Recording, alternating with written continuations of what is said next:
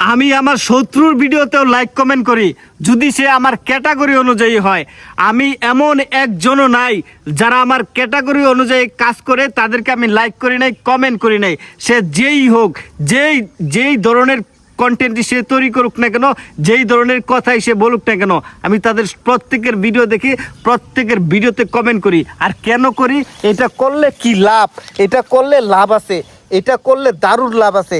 কারণ আপনি যেই ধরনের কন্টেন্ট তৈরি করেন, ওই ধরনের কন্টেন্ট যদি কেউ তৈরি করে থাকে, সে যদি আপনার শত্রুও হয়, সে যদি আপনার চরম শত্রুও হয়, আপনি তার ভিডিওতে কমেন্ট করবেন, তার ভিডিও দেখবেন, তার কাছ থেকে শিখবেন, শিখে আপনি আরও ভালো কন্টেন্ট তৈরি করবেন। সে কোথায় ভুল করতেছে, সে কি ধরনের কন্টেন্ট তৈরি করতেছে, ওইখান থেকে কিছু শিখার আছে কি না, আসলে মানুষ তার ভিডিও কীরকম এঙ্গেজ করতেছে, কেন করতেছে, এটা দেখে বুঝে তারপরে আপনি একটা কন্টেন্ট তৈরি করবেন। তাহলে দেখবেন যে আপনার ভিডিওতে ভালো ভিউ আসতেছে।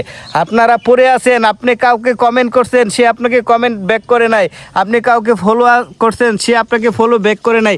এইভাবে আপনারা পড়ে আছেন একজনের পিছনে, কে আপনাকে কমেন্ট করলো, কে করলো না, কে আপনাকে ফলো করলো, কে ফলো করলো না, এগুলো দেখা কোনোই লাভ নাই, এগুলো দেখা কোনো প্রকার ফায়দা নাই।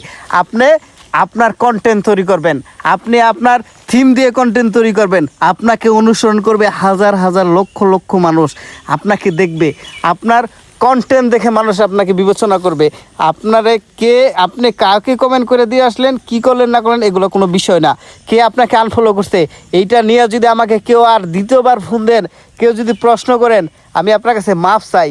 কে ফলো করছে, কে করে নাই, কে কমেন্ট করলো, কে করে নাই, এগুলো দেখবেন না। আপনার টার্গেট হলো অনেক উপরে যাওয়া টার্গেট, এগুলো না।